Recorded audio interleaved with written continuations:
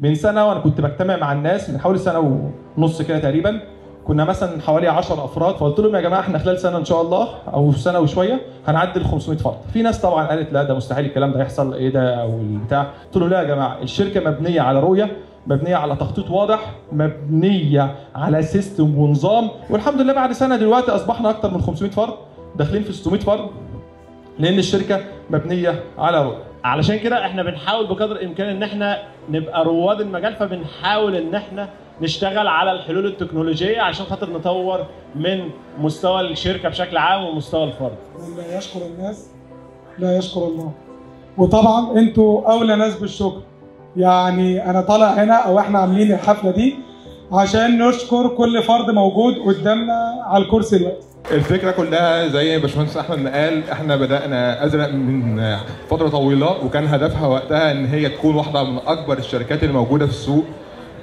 كان وقتها الكلام ان قوه المؤسسه هتكون من قوه الفريق اللي موجود فيها. لذلك الحمد لله احنا كنا متوافقين مع الرؤيه اللي باشمهندس احمد ابراهيم او الاداره العليا كانت حاطاها في خلال السنه اللي فاتت، وفريق العمل اللي موجود معانا وكان موجود في ظهرنا. واذا كنا وصلنا لحاجه كويسه وصلنا عشان الفريق اللي معانا في الشركه.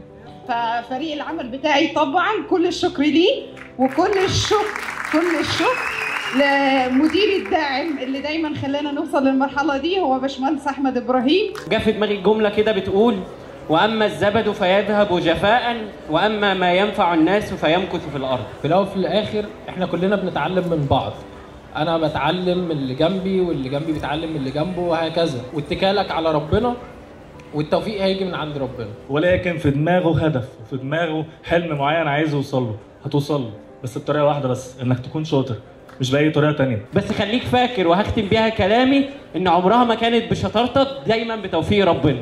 شكرا ليك.